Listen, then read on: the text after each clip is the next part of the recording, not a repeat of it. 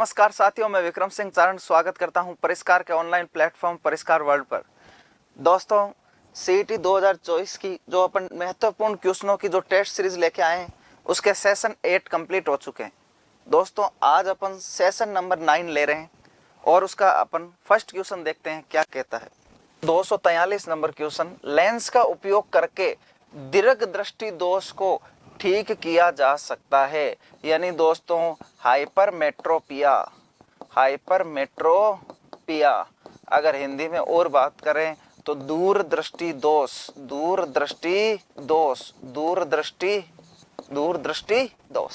तो दोस्तों, क्वेश्चन क्या कह रहा है, लेंस का उपयोग, किस लेंस का उपयोग करके दीर्घ दृष्टि दोष यानी दूरदृष्टि दोष को या हाइपरमेट्रोपिया को ठीक किया जा सकता है। तो दोस्तों, आप तो वैसे पहचान गए होंगे कौन सा आंसर ऐसा हो सकता है। ऑप्शन ए अवतल, ऑप्शन बी उत्तल, ऑप्शन सी अपसारी और ऑप्शन डी इनमें से कोई नहीं। तो दोस्तों ध्यान देना, उत्तल लेंस, कौन सा लेंस, उत्तल लेंस और अवतल लेंस, कॉनकेव और कॉन्वेक्स। ठीक है दोस्तों, तो इनमें से कौन सा लेंस उपयोग में आता है। दूर दृष्टि में दोस्तों दूर की वस्तु तो स्पष्ट दिखाई देती है, लेकिन दोस्तों नजदीक की वस्तु स्पष्ट दिखाई नहीं देती है। और नजदीक की वस्तु को अपन को देखने के लिए एक जगह ध्यान केंद्रित करना होता है। अगर अपन मैं बात करूं, पास की वस्तु को अपन पढ़ रहे हैं तो अपन एक जगह ध्यान केंद्रित रहता है। हो सकता है अपने साइड में जो बुक के साइड में हो रहा है वो भी अपन को ऐसा आभास होता है कुछ हो रहा है, बाकी स्पष्ट अपन को दिखाई नहीं दे रहा। लेकिन अपन जब दूर की वस्तु देखते हैं तो अपन के दोस्तों किरणों को फैलाना होता है, इन किरणों को फैलाना होता है, बहुत ज्यादा जगह कवर हो जाती है जब दूर की वस्तु को अपन देखते हैं। ये मान लो कम से कम अपन जैसे दूर की वस्तु देख रहे हैं तो 2 से 3 फीट का या 4 फीट की वस्तु को आराम से देख पा रहे हैं, लेकिन नजदीक आने पर हो सकता है अपन कुछ सेंटीमीटर की ही वस्तु को देख पा रहे हैं। तो अपन को एक जगह बिंदुओं को क्या करना है, केंद्रित दोस्तों। इसलिए अपन उत्तल लेंस लेते हैं और उत्तल लेंस क्या काम करता है दोस्तों, किसी भी चीज को एक जगह केंद्रित करने में काम आता है। यानी दूरदृष्टि दोष में जो लेंस काम आएगा दोस्तों वो कौन सा होगा, उत्तल। क्यों? क्योंकि इसमें जो चश्मा लगता है वो कौन से नंबर का होता है दोस्तों, प्लस नंबर का। समझ रहे हो दोस्तों। चलो आगे की बात और बताता हूं मैं आपको। दूरदृष्टि दोष, इसका नाम दूरदृष्टि क्यों पड़ा दोस्तों, जैसे इस पे प्रतिबिंब रेटिना पर बनना चाहिए था। अगर मान लो यहाँ पर क्या है दोस्तों, रेटिना, तो प्रतिबिंब कहाँ बनना चाहिए दोस्तों, रेटिना पर। लेकिन किसी कारणवश ये प्रतिबिंब रेटिना से दूर चला जाता है। रेटिना से क्या चला जाता है दोस्तों, दूर। रेटिना यहाँ पर रह गई, ये रेटिना से दूर चला जाएगा, या रेटिना से भी क्या चला जाएगा, पीछे की ओर चला जाएगा। इसलिए इसका नाम क्या है दोस्तों, दूरदृष्टि दोष।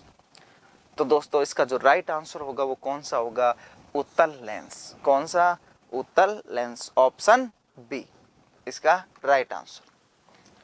नेक्स्ट क्वेश्चन दोस्तों, वर्णांधता। दोस्तों इंग्लिश में क्या बोलेंगे इसको, कलर ब्लाइंडनेस, कलर ब्लाइंडनेस। दोस्तों ये कह रहा है वर्णांधता का दोष किस लेंस के प्रयोग द्वारा दूर किया जा सकता है। वर्णांधता यानी कलर ब्लाइंडनेस का दोष किस लेंस के द्वारा दूर किया जा सकता है। ऑप्शन ए अवतल लेंस, ऑप्शन बी उत्तल लेंस, ऑप्शन सी सिलेंडरी लेंस और ऑप्शन डी उपयुक्त में से कोई नहीं। तो दोस्तों अवतल लेंस का उपयोग होता है वो कौन से दोष में होता है, निकट दृष्टि दोष। निकट दृष्टि दोष इंग्लिश में क्या बोल देंगे दोस्तों, मायोपिया। ध्यान रखना, मायोपिया। क्लियर दोस्तों। निकट दृष्टि दोष में किस जो लेंस काम में आता है उसका नाम क्या है दोस्तों, अवतल लेंस। और निकट दृष्टि दोष का निकट दृष्टि दोष नाम क्यों हुआ दोस्तों, क्योंकि इसमें जो प्रतिबिंब रेटिना पर बनना चाहिए था दोस्तों वो प्रतिबिंब रेटिना से पहले ही बन जाता है, इसलिए इसका नाम क्या हुआ दोस्तों, निकट दृष्टि दोष। ठीक है दोस्तों। उत्तल लेंस का उपयोग अभी जस्ट चर्चा की है अपन ने दूरदृष्टि दोष में, किसमें, दूरदृष्टि दोष में। नेक्स्ट सिलेंडरी लेंस, इसको बोलते हैं बेलनाकार लेंस, बेलनाकार लेंस, हिंदी में बोल देंगे बेलनाकार लेंस, सिलेंडरी लेंस। बेलनाकार लेंस, सिलेंडर होता है ना अपने गैस का वगैरह, तो सिलेंडरी लेंस या बेलनाकार लेंस, इसका उपयोग दोस्तों किया जाता है दृष्टि वैषम्य में। किसमें किया जाता है? दृष्टि वैषम्य। दृष्टि वैषम्य, कॉर्निया अपने आकार में परिवर्तन, यानी कॉर्निया कोमल हो जाती है दोस्तों, आकार में परिवर्तित होने लग जाता है। अगर बात करें, जैसे मान लो ये हो जाएगी एक तरह से आपके लगभग कैसी बेलनाकार टाइप हो जाएगी कॉर्निया, तो इसमें कौन सा लेंस काम में लिया जाता है? बेलनाकार। ध्यान रखना दोस्तों, किसमें? दृष्टि वैषम्य। और चौथा ऑप्शन कौन सा दोस्तों? डी ऑप्शन, उपयुक्त में से कोई नहीं। अच्छा, तीनों में तो अलग अलग डिजीज है, अलग अलग दोष है, ठीक है, अलग अलग विकार है, फिर ये पूछ रहा वर्णांधता में, तो इसका मतलब इनमें से कोई नहीं होगा। फिर आपके मन में एक क्वेश्चन आया, सर इनमें से कौन सा, वर्णांधता में कौन सा लेंस उपयोग में होता है? दोस्तों वर्णांधता में कोई सा भी लेंस उपयोग में नहीं होता है।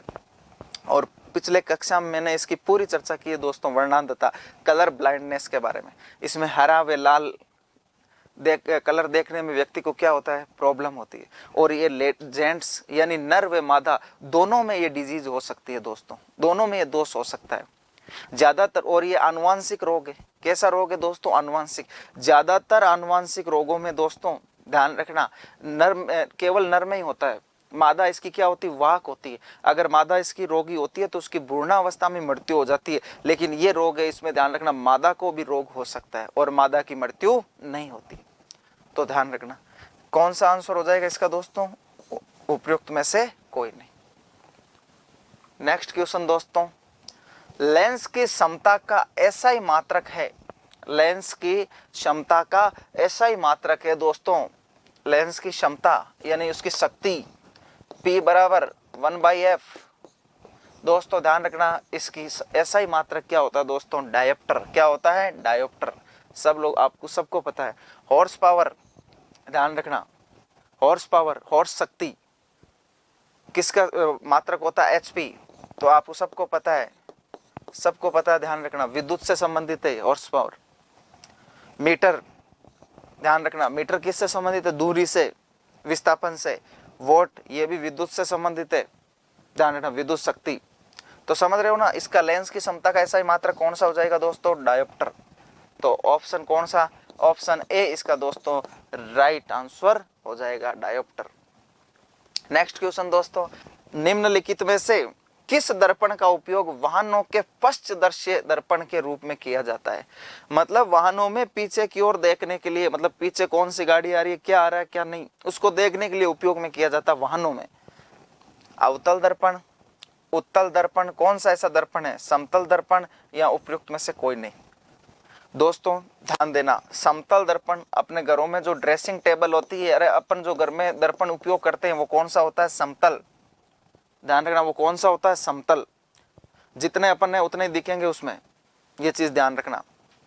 समतल दर्पण की विशेषता होती है जितने अपन है उसमें उतने दिखेंगे, और जितनी आगे दूरी पर अपन रहते हैं उतना ही पीछे दूरी पर उस दर्पण में अपना प्रतिबिंब रहेगा।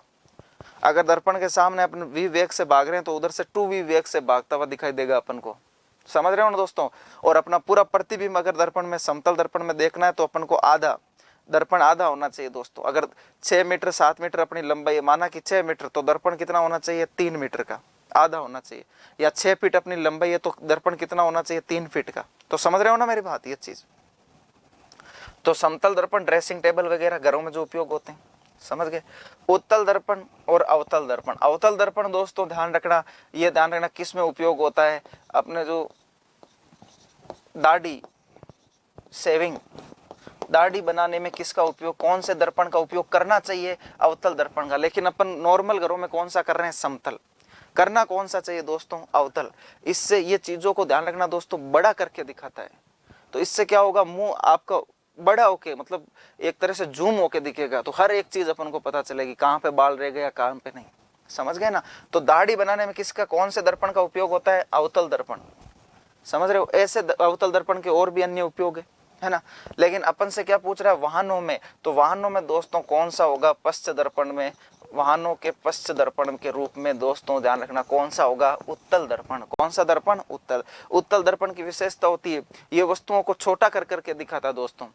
इसलिए अपने जो बाइक का या कार का जो शीशा होता है ध्यान रखना दर्पण होता है उसमें अपन को पीछे से भी दिख सकता है दोस्तों, और पीछे से सारी गाड़ियां दिखती है। क्यों? क्योंकि उसमें गाड़ियों की जो वस्तु है उनको छोटा कर करके दिखाया जाता है। और उत्तल दर्पण का उपयोग ध्यान रखना दोस्तों, बड़े बड़े कई बार पार्कों में उत्तल दर्पण का उपयोग किया जाता है ताकि पूरे पार्क का व्यू दिख सके उसमें, समझ रहे हो?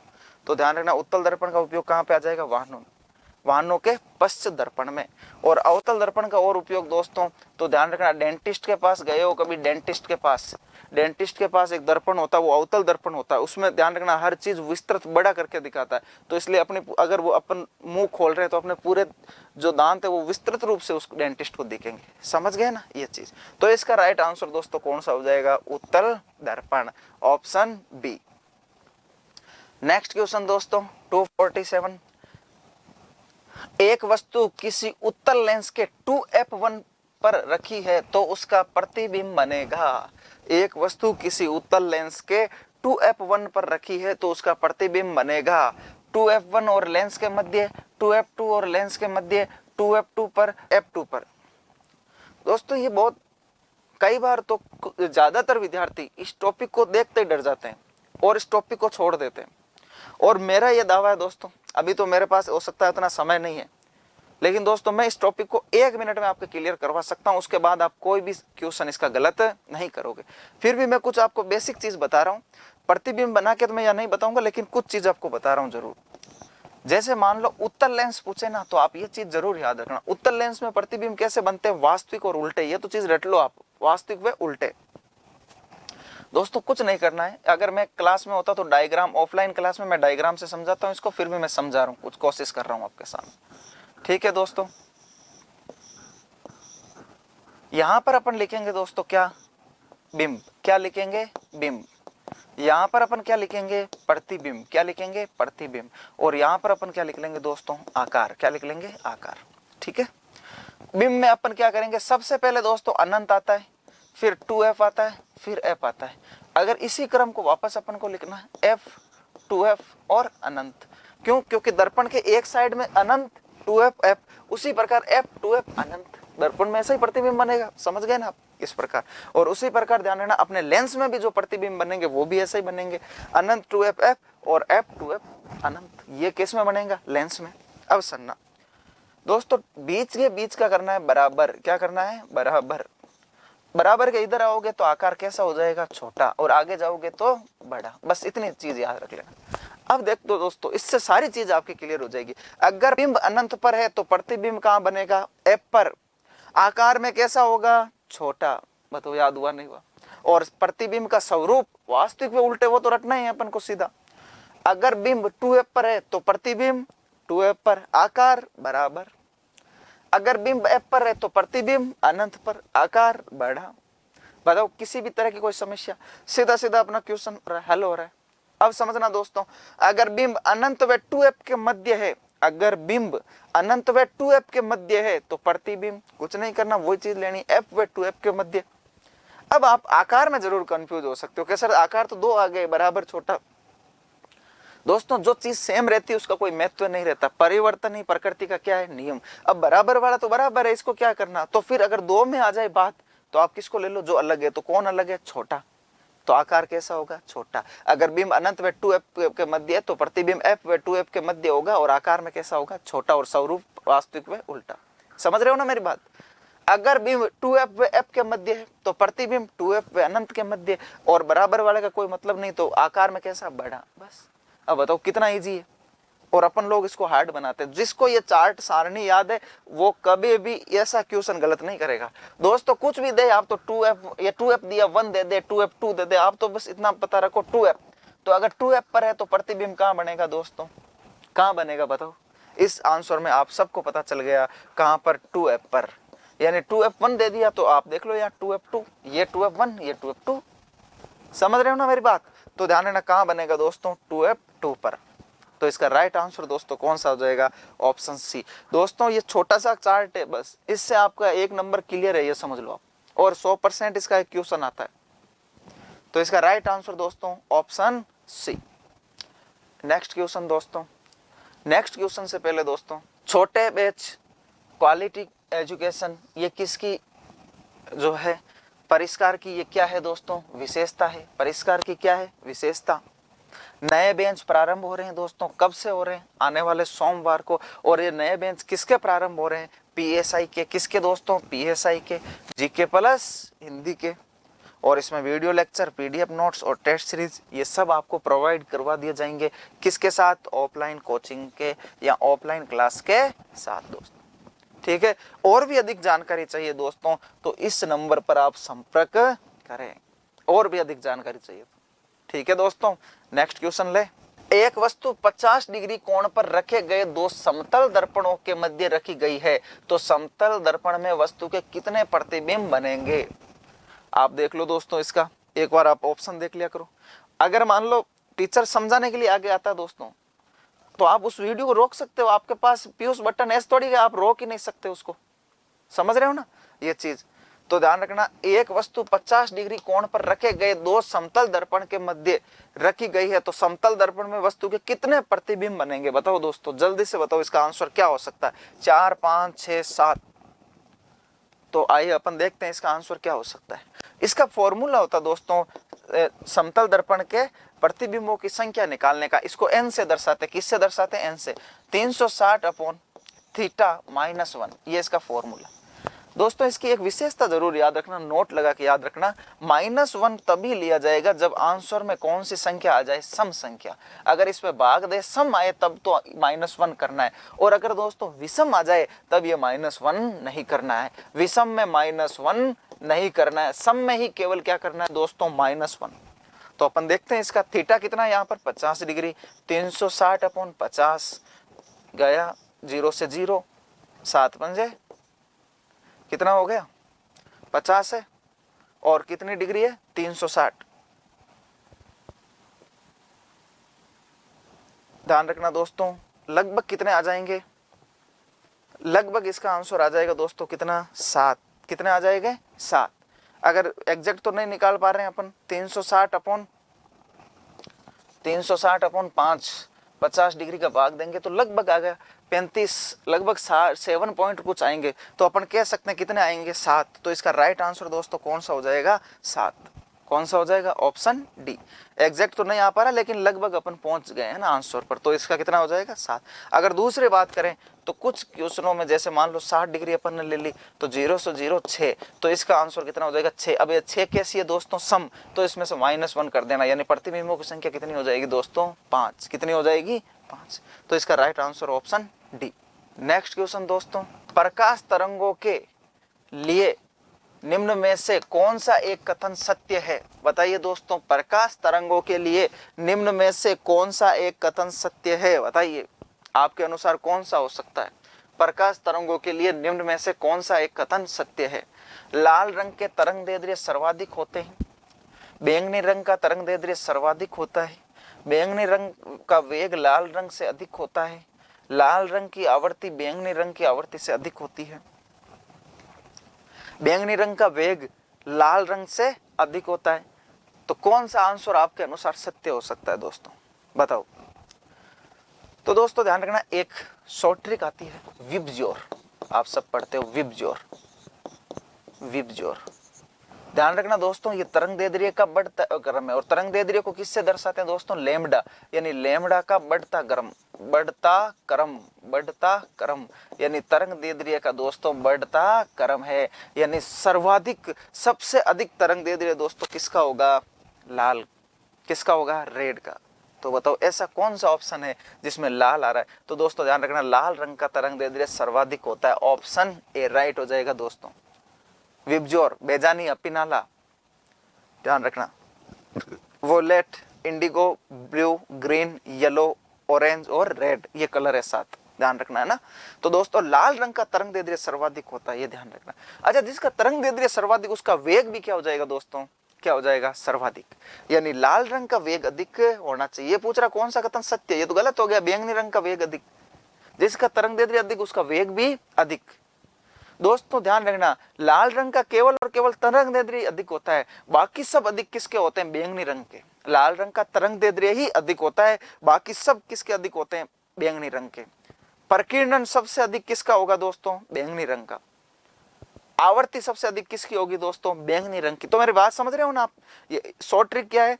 लाल रंग का तरंगदैर्ध्य अधिक, बाकी सब कुछ किसका अधिक? बैंगनी का। बाकी सब कुछ किसका अधिक? बैंगनी का। ठीक है, ऑप्शन ए क्या हो जाएगा दोस्तों इसका राइट आंसर। नेक्स्ट क्वेश्चन दोस्तों, एक इंद्रधनुष में निचले किनारे से ऊपरी किनारे तक रंगों का क्रम होता है दोस्तों, अभी बताया मैंने, विबजोर। क्या शॉर्ट ट्रिक है दोस्तों? विबजोर, विबजोर, विबजोर। इसकी शॉर्ट ट्रिक क्या हो जाएगी दोस्तों? विबजोर, है ना। ये इन्होंने कलर बताए, वी का मतलब बैंगनी, आई का मतलब नीला, है ना, जी का मतलब हरा, वाई का मतलब पीला, ध्यान रखना, ओ का मतलब नारंगी, आर का मतलब लाल। दोस्तों आई का मतलब इंडिगो, इसका जामुन नहीं होता है ना, ध्यान रखना। यहाँ कई बार नीला बोलते हैं, लेकिन जो ओरिजिनल होता है वो होता है जामुनी। कैसा होता है? जामुनी। लेकिन कोई दिक्कत नहीं, अपन को क्वेश्चन सॉल्व करना है, क्वेश्चन को हल करना है। एक इंद्रधनुष में निचले किनारे से ऊपरी किनारे तक रंगों का क्रम होता है। तो विबजोर, अगर इनको डायरेक्ट पहचानना तो सबको पता है आपको कौन सा? विबजोर, ऑप्शन डी, विबजोर, ऑप्शन डी। इसका right answer option D. Next question दोस्तों, मानव चक्षु में किस वस्तु का प्रतिबिंब बनता है? मतलब जो मानव चक्षु, चक्षु का मतलब अपन किससे देखते हैं? चक्षु का मतलब देखना, यानी नेत्र। किससे देखते हैं? नेत्र से। यानी मानव नेत्र में किस वस्तु का प्रतिबिंब बनता है? किस वस्तु का प्रतिबिंब कहां पर बनता है दोस्तों? कॉर्निया पर, रेटिना पर, परितारिका पर, काचाभ-द्रव्य पर।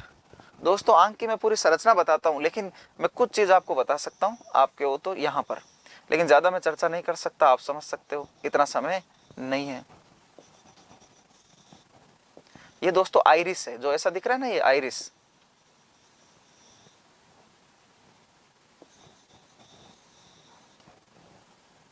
ये दोस्तों कौन है? आइरिस। अंगुली समान पर्वत दिख रहे हैं, ये आइरिस है। यहाँ पर होता है काचाभ-द्रव्य। कौन होता है? काचाभ-द्रव्य। आगे की ओर होता है जल-द्रव्य। और यहाँ पर दोस्तों कौन होती है? पुतली। रिक्त स्थान कौन होती है? पुतली। और ये भाग कौन कहलाता है? कॉर्निया। क्या कहलाता है? कॉर्निया। समझ गए ना। और आंख का रंग किसके कारण होता है? आइरिस के कारण। जैसे अपने काले दिख रहे हैं ना, ये किसके कारण है? आइरिस के कारण। समझ रहे हो ना मेरी बात? ये चीज ध्यान रखना। तो आइरिस तीन होते हैं, ब्लैक, ब्राउन और ब्लू। ब्लैक, ब्राउन और ब्लू, तीन आंखें आपको कलर की दिख सकती है, ब्लैक, ब्राउन और ब्लू। तो टेंशन लेने की जरूरत नहीं है, ये आइरिस का कलर होता है दोस्तों।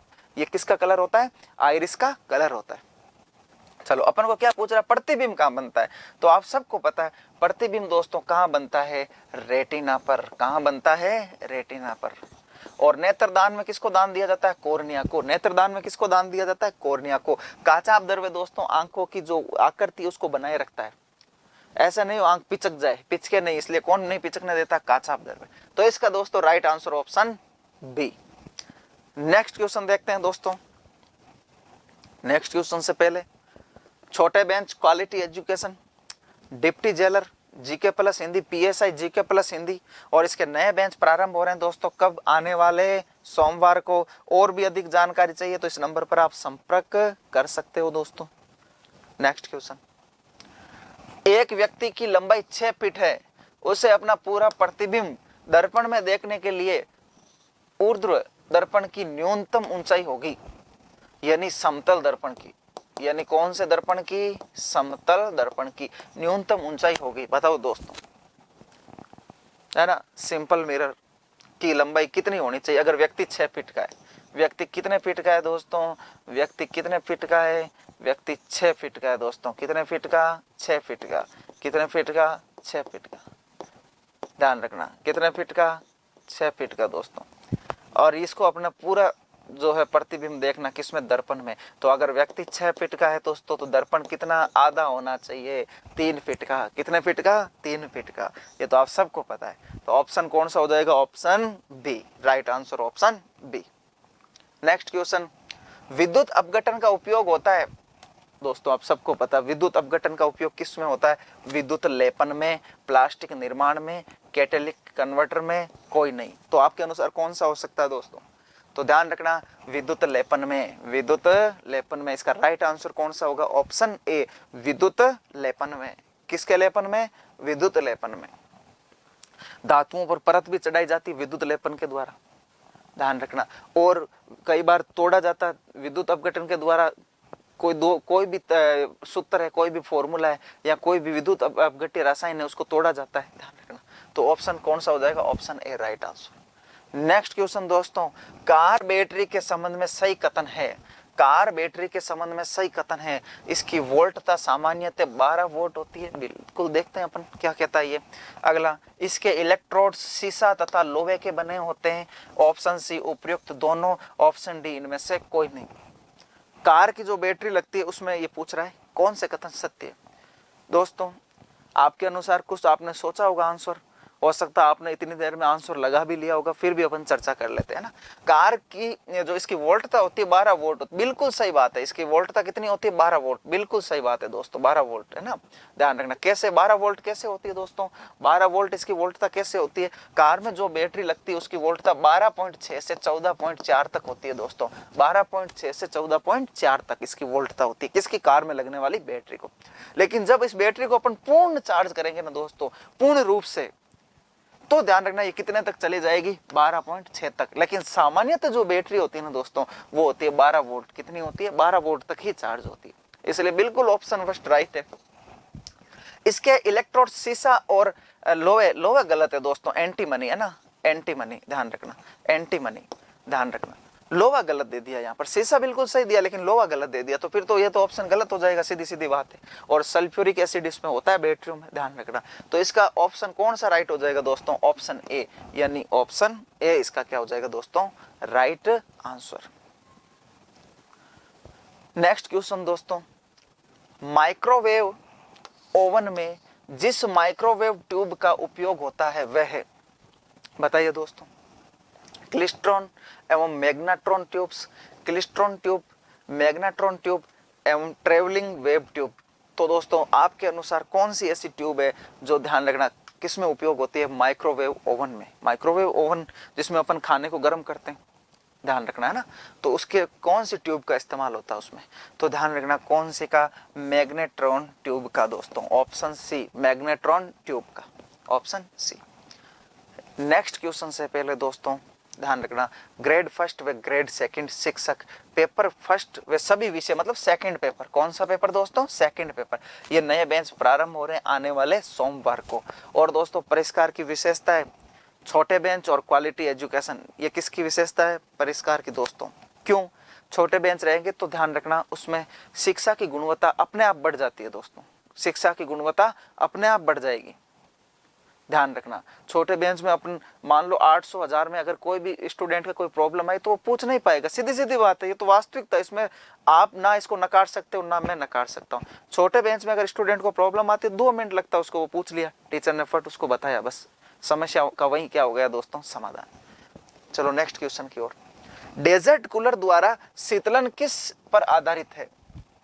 अच्छा डेजर्ट कूलर जो अपने कूलर होते हैं ना, ध्यान रखना डेजर्ट कूलर वो होते हैं जो बड़े वाले कूलर है थोड़े साइज में है ना। डेजर्ट कूलर द्वारा शीतलन किस पर आधारित है, उष्ण वायु प्रतिस्थापन, वायु निर्जलीकरण, वायु शीतलन, वायु पुनर्निर्जलीकरण। दोस्तों ध्यान रखना इसका राइट आंसर कौन सा हो जाएगा, सी, वाष्पन शीतलन। दोस्तों वाष्पन शीतलन के कारण वातावरण में क्या आएगी दोस्तों, नमी, और जब वातावरण में नमी आएगी तो तापमान में क्या आएगी दोस्तों, तापमान में क्या आएगी, कमी। और जब टेम्परेचर कम हो जाएगा दोस्तों तो अपने आप वो कैसी हवा आएगी, ठंडी हवा आएगी। ध्यान रखना अपने जो बॉडी का टेम्परेचर होता है वो 37 डिग्री सेल्सियस होता है ना, 37 डिग्री सेल्सियस। लेकिन गर्मियों में जब टेम्परेचर 45-50 के आसपास जाता है तो अपन क्या करते हैं, मान लो कई बार होता है ना कहीं चोट लगी तो अपन वहां पे गर्म हो गई चीज तो अपन फूंक देते हैं, अपन को अपनी फूंक भी कैसी लगती है, ठंडी। क्यों, क्योंकि बाहर का वातावरण 45 से 50 है और आपके अंदर कितनी है 37, तो आपको कैसा लगेगा, ठंडा। लेकिन वैसे ही ले लो सर्दियों में टेम्परेचर गया 15-20 के बीच में और आपको ठंड लग रही है, भयंकर सर्दी लग रही है, और आप क्या करते हो, फूंक देते हो, क्योंकि अंदर से हवा आ रही है वो कितने डिग्री की है, 37 डिग्री, इसलिए आपको अंदर की हवा कैसी लगती है, गर्म। समझ रहे हो ना मेरी बात। तो वाष्पन शीतलन के कारण ऑप्शन सी इसका राइट आंसर। नेक्स्ट क्वेश्चन दोस्तों, उपकरण जो दिष्ट धारा को प्रत्यावर्ती धारा में, यानी डीसी को प्रत्यावर्ती धारा AC, direct current, alternate current, ध्यान रखना, में परिवर्तित करता है, जनरेटर, विद्युत मोटर, इन्वर्टर, कोई नहीं। तो आपके अनुसार कौन सा हो सकता है दोस्तों, तो आइए चर्चा करते हैं अपन। आपने इतनी देर में आंसर भी सोच लिया होगा कौन सा हो सकता है। जनरेटर दोस्तों यांत्रिक ऊर्जा को, कौन सी ऊर्जा को, यांत्रिक ऊर्जा को किस में बदलता है दोस्तों, विद्युत ऊर्जा में। यांत्रिक ऊर्जा को किस में बदलता है दोस्तों, विद्युत ऊर्जा में। ध्यान रखना दोस्तों, यांत्रिक ऊर्जा को विद्युत ऊर्जा में। ध्यान रखना, कोई भी चीज घूमे ना उसको बोलते हैं यांत्रिक। क्या बोले? यांत्रिक। कोई भी चीज घूमे, जनरेटर पहले घूमता है और फिर आपके टेंट में क्या देता है? लाइट, यानी यांत्रिक को विद्युत ऊर्जा में। विद्युत मोटर दोस्तों ध्यान रखना, इसका उल्टा कर दो, विद्युत ऊर्जा को पहले उसको क्या मिलेगी? विद्युत। पहले चीज क्या मिल रही है? विद्युत, और फिर वो क्या करती है? घूमती है, घूम के पानी को ऊपर चढ़ाती है, यानी यांत्रिक ऊर्जा को, है ना। इन्वर्टर, इन्वर्टर दोस्तों ध्यान रखना, आपके इन्वर्टर में क्या लगी रहती है? जैसे मान लो सपोज दैट ये बैटरी है और यहाँ पर इन्वर्टर, ये तो बैटरी है, इन्वर्टर ये होता है, ध्यान रखना ना, ये तो बैटरी, अपन पूरे को इन्वर्टर बोलता है। अरे पूरा नहीं है, जो ये आगे लगा हुआ बॉक्स ये इन्वर्टर होता है। इन्वर्टर क्या करता है दोस्तों? बैटरी में डीसी धारा होती है। कौन सी होती है? डीसी। और वो अपने जब लाइट चली जाती है तो डीसी को अपने घरों में देते हैं, और घरों में कौन सी सप्लाई होती है? एसी। और भारतीय घरों में उसकी वोल्टता कितनी है? 220 वोल्ट। और आवृत्ति कितनी है दोस्तों? 50 हर्ट्ज। ठीक है ना, समझ गए ना, आवृत्ति कितनी? 50 हर्ट्ज, 15 हर्ट्ज, है ना, ध्यान रखना, सॉरी 50 हर्ट्ज, है ना, कितने हर्ट्ज? 50 हर्ट्ज, यानी 50 हर्ट्ज। ठीक है दोस्तों, ध्यान रखना। तो इन्वर्टर क्या करता है? डीसी को अपने घरों में लाइट देता है, यानी एसी में बदलता है। तो इसका राइट आंसर दोस्तों ऑप्शन सी। ध्यान रखना, क्या होगा? Option C. नेक्स्ट क्वेश्चन दोस्तों, निम्नलिखित में से किसमें ऊष्मीय ऊर्जा का संचालन सबसे अधिक होता है? मतलब ऊष्मा ऊर्जा का संचालन सबसे अधिक होता है। ध्यान रखना, ऐसा कौन है दोस्तों? गैस, द्रव, ठोस, या सब में बराबर होता है? कि सर द्रव में भी बराबर, ठोस में भी बराबर, और गैस, तीनों में बराबर होता है? तो दोस्तों ध्यान रखना, ऊष्मा ऊर्जा का सर्वाधिक जो संचालन होता है वो किसमें होता है? ठोस में। किसमें होता है? ठोस में दोस्तों। तो इसका राइट आंसर कौन सा हो जाएगा? ऑप्शन सी। नेक्स्ट क्वेश्चन दोस्तों, एक कैलोरी कितने जूल के बराबर होता है? 418 जूल, 252 जूल, 3.6 जूल, 4.18 जूल। तो दोस्तों ध्यान रखना, एक कैलोरी होता है, उसका राइट आंसर तो होता है कौन सा? 4.18 जूल। लेकिन कई बार अपन लगभग में पढ़ते हैं तो 4.20 जूल पढ़ लेते हैं। बिल्कुल सही बात है, उसमें भी गलत नहीं है ना, वो लगभग। तो ध्यान रखना, इसका right answer option D, 4.18 joule. और अपन को भोजन मिलता है वो किसमें मिलता है दोस्तों? कैलोरी में। मान लो अपन को भोजन मिला कितना? कार्बोहाइड्रेट। क्या मिला? कार्बोहाइड्रेट। कार्बोहाइड्रेट 4 किलो कैलोरी 1 ग्राम से ऊर्जा देता है आपको। अगर इसको मेरे को जूल में बदलना है तो 4.20 से या 4.18 से गुना कर दूंगा, तो लगभग जो मेरा आंसर आएगा वो कितना आ जाएगा? 17 जूल। 17 जूल, कितना जूल? 17 जूल। और अगर किलो आगे लगा हुआ है तो 17 किलो जूल हो जाएगा। 17 किलो जूल, जो भी है उसका मात्रक आप समझ गए मेरे, तो 17 हो जाएगा जूल इसका, है ना। तो ध्यान रखना, 4.18 जूल एक कैलोरी के क्या होता है दोस्तों? बराबर होता है। ऑप्शन डी, है ना। नेक्स्ट क्वेश्चन दोस्तों, परिष्कार। ध्यान रखना, छोटे बेंच प्रारंभ हो रहे हैं, क्वालिटी एजुकेशन, क्वालिटी कोचिंग, और जो ये नए बेंच प्रारंभ हो रहे हैं आने वाले सोमवार को हो रहे हैं दोस्तों। किस किस के हो रहे हैं? सीटी, पटवार, एलडीसी। ध्यान रखना, और भी अधिक जानकारी चाहिए दोस्तों तो आप इस नंबर पर क्या कर सकते हो? संपर्क कर सकते हो। इस नंबर पर संपर्क करने पर आपको किसी भी कोर्स के बारे में विस्तृत जानकारी मिल जाएगी दोस्तों। और जो ये नए बैच प्रारंभ होंगे इनकी भी जानकारी आपको मिल जाएगी। तो नए बैच कब से प्रारंभ हो रहे हैं ये ध्यान रखना, इस नंबर पर आप संपर्क कर सकते हैं। नेक्स्ट क्वेश्चन दोस्तों, यदि किसी पदार्थ का द्रव्यमान कम हो तो उस पदार्थ को गर्म करने के लिए दी गई ऊष्मा। यदि किसी पदार्थ का द्रव्यमान कम है तो, अच्छा मेरे को एक बात बताओ, मैं सीधी सीधी बात कर लूं आपको, द्रव्यमान का मैं बाद में बात कर लूंगा। द्रव्यमान और भार में अंतर होता है तो मानते, आपके पास 1 लीटर पानी और 5 लीटर पानी, किसको कम ऊष्मा देनी पड़ेगी? सीधी सीधी बात है कि सर ये कोई क्वेश्चन पूछने का क्या, 1 लीटर वाले को कम ऊष्मा, बस वही बात है, जिसका द्रव्यमान कम है तो उसको ऊष्मा भी कम देनी होगी, यानी ऑप्शन बी इसका क्या हो जाएगा? Right answer. नेक्स्ट क्वेश्चन दोस्तों, रेखीय प्रसार गुणांक का मात्रक होता है। रेखीय प्रसार टॉपिक है जो हो सकता है मैं अगले जो 10+2 है सीटी उससे पहले मैं ये टॉपिक लेके आ जाऊं दोस्तों, ध्यान रखना। तो इसका जो राइट आंसर होगा, अगर मैं डायरेक्ट इसकी चर्चा करना चाहूंगा क्योंकि समझा मैं अभी इसको नहीं सकता, तो ऑप्शन कौन सा हो जाएगा दोस्तों? बी। ऑप्शन बी इसका दोस्तों क्या हो जाएगा? Right answer. 1/K, यानी K का मतलब केल्विन, K का मतलब केल्विन, यह अपन 1/डिग्री सेल्सियस भी बोल सकते हैं। तो एक बार तो मैं इसको इतना ही समझाऊंगा, विस्तृत रूप से इसको समझाना पड़ेगा क्योंकि ये थोड़ा सा टफ टॉपिक है दोस्तों। इसको लिए मेरे को कम से कम आधा घंटा या 45 मिनट चाहिए। तो इसका right answer option B. Next question दोस्तों, 0 डिग्री सेल्सियस ताप पर 1 ग्राम बर्फ की गुप्त ऊष्मा 1 ग्राम जल की गुप्त ऊष्मा की तुलना में कितनी कम होगी? ये क्वेश्चन कह रहा है 0 डिग्री सेल्सियस ताप पर 1 ग्राम बर्फ है ना, उसको अगर अपन जल में बदलें तो कुछ तो उष्मा उपयोग में आई है दोस्तों, कुछ तो उष्मा उपयोग में आई है, तब भी तो वो बर्फ से जल में बदल गया दोस्तों। बर्फ से किस में बदल गया? जल में बदल गया, और उतने ही टेम्परेचर पर, 0 का 0 पर ही, ना तो उससे कम गया ना उससे ऊपर। यहां तो मान लो ऐसा होता 0 से 1 डिग्री सेल्सियस पर चला जाता। समझ रहे हो ना मेरी बात? तो ऐसा क्या मान है इसका, कितनी कम होती है? ऑप्शन ए 80 कैलोरी प्रति ग्राम, 70 कैलोरी प्रति ग्राम, 75 कैलोरी प्रति ग्राम, 85 कैलोरी प्रति ग्राम। 80, 70, 75, 85 दोस्तों कौन सा हो सकता है? तो ऑप्शन ए 80 कैलोरी प्रति ग्राम। 0 डिग्री सेल्सियस ताप पर भी 1 ग्राम बर्फ 1 ग्राम जल में बदल जाएगी। तो इसका राइट आंसर दोस्तों ऑप्शन ए।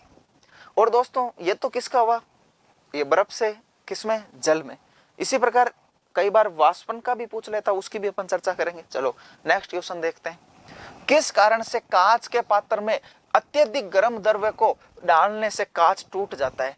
किस कारण कांच के बर्तन में आप गर्म, बहुत भयंकर रूप से गर्म चीज डालते हो, वो कांच फट जाता है, ये कांच टूट जाता है? क्या कारण हुआ ऐसा? गुप्त उष्मा के कारण? अरे गुप्त उष्मा, वो टेम्परेचर बढ़ा क्या? नहीं बढ़ा, तो कैसे होगा आप बताओ? उष्मा के कारण, उसमें संपीड़न के कारण, या उसमें प्रसार के कारण?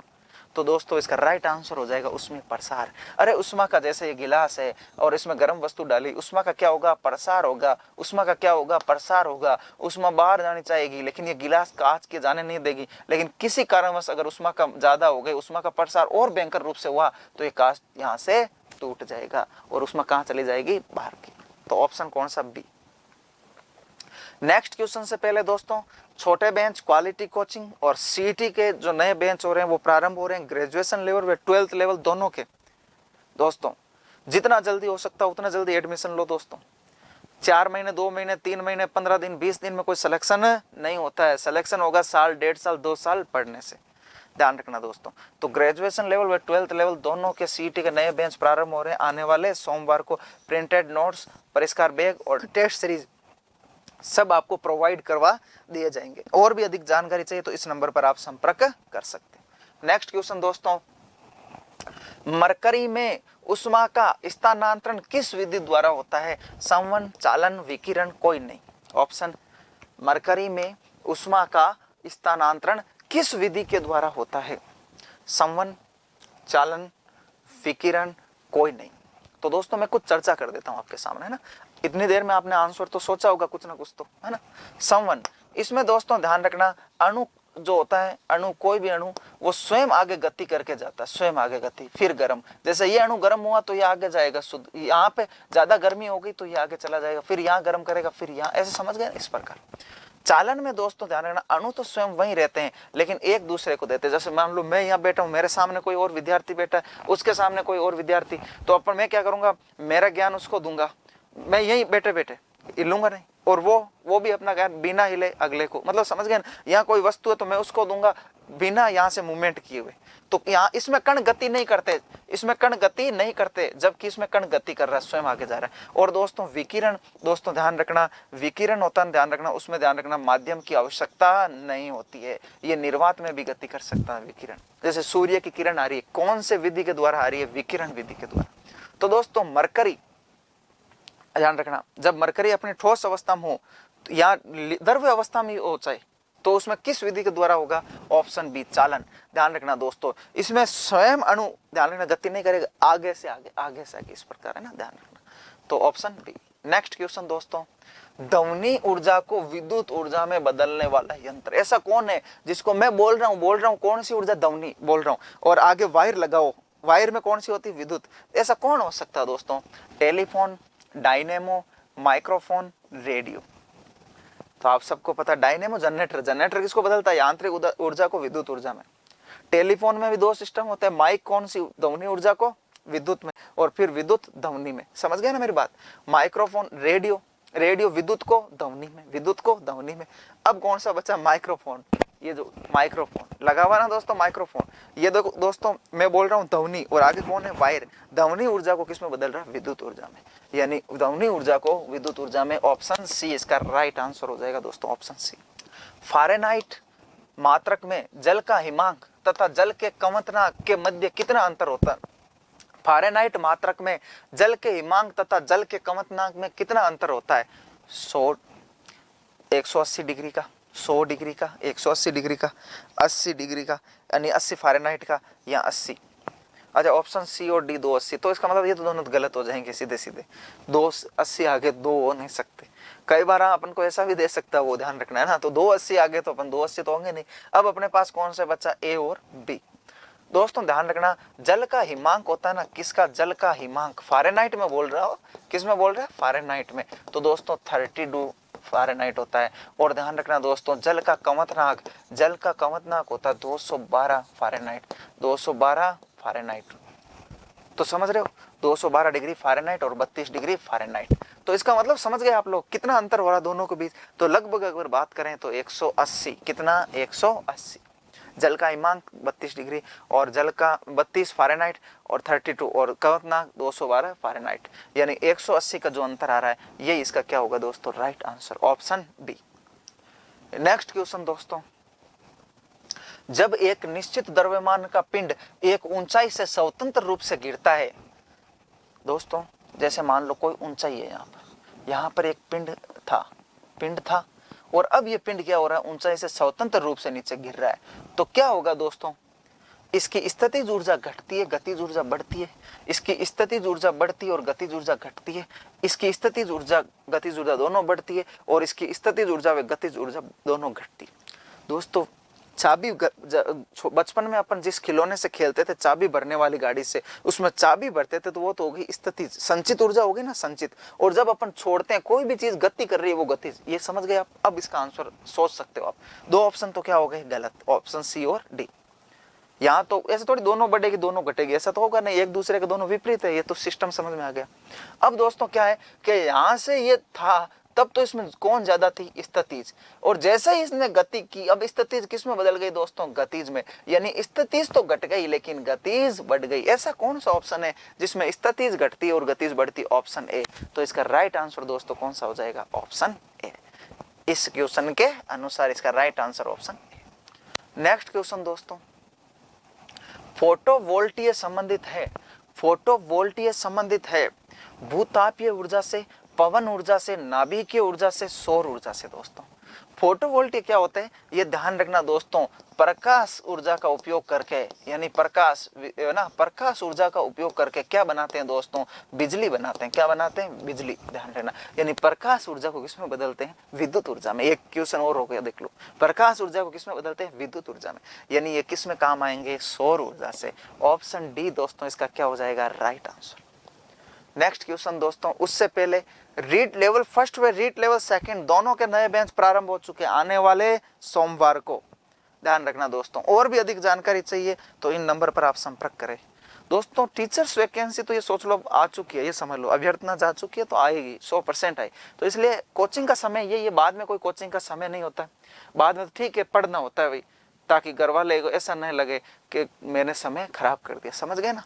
नेक्स्ट क्वेश्चन दोस्तों, किसी वस्तु में उसकी स्थिति के कारण उपस्थित ऊर्जा को क्या कहा जाता है? किसी वस्तु में उसकी स्थिति के कारण उपस्थित ऊर्जा को क्या कहा जाता है? अच्छा, स्थिति के कारण। अच्छा, एक तो क्वेश्चन यही हो गया, मान लो स्थिति के कारण। ठीक है, ऑप्शन ए चुंबकीय ऊर्जा, ऑप्शन बी भूतापीय ऊर्जा, ऑप्शन सी गतिज ऊर्जा, ऑप्शन डी स्थितिज ऊर्जा। स्थिति के कारण जो या अवस्था के कारण जो ऊर्जा संचित होती है उसको अपन दोस्तों क्या बोलते हैं? स्थितिज ऊर्जा। यानी ये तीनों क्या हो जाएंगे? गलत। ऑप्शन डी इसका right answer, option D. Next question दोस्तों, किसी वस्तु में उसकी गति के कारण उपस्थित ऊर्जा को क्या कहा जाता है? ऑप्शन ए चुंबकीय ऊर्जा, ऑप्शन बी भूतापीय ऊर्जा, ऑप्शन सी गतिज ऊर्जा, ऑप्शन डी स्थितिज ऊर्जा। दोस्तों गति के कारण कोई भी चीज गति कर रही है, चलती हुई कार, दौड़ता हुआ व्यक्ति, उड़ता हुआ पक्षी, उड़ता हुआ रॉकेट, है ना, उड़ता हुआ तीर। समझ गए ना? ध्यान रखना, ये सारे किसके उदाहरण है दोस्तों? ध्यान रखना, गतिज ऊर्जा के। ऑप्शन सी ध्यान रखना। नेक्स्ट क्वेश्चन दोस्तों, भारत का विशालतम पवन ऊर्जा फार्म कहां पर स्थित है दोस्तों? भारत का विशालतम पवन ऊर्जा फार्म दोस्तों कन्याकुमारी तमिलनाडु में है। ध्यान रखना, कहां पर? कन्याकुमारी तमिलनाडु। और राजस्थान बात करें तो जैसलमेर, ध्यान रखना। लेकिन अपन को क्या पूछा? भारत का, तो इसलिए कन्याकुमारी तमिलनाडु, ऑप्शन बी इसका राइट आंसर। नेक्स्ट क्वेश्चन दोस्तों, निम्न में से कौन सा ऊर्जा का नवीनीकरणीय स्रोत है जिसको नया बना सकते हैं अपन? कोयला, जल विद्युत ऊर्जा, पेट्रोलियम उत्पाद, नाभिकीय ऊर्जा।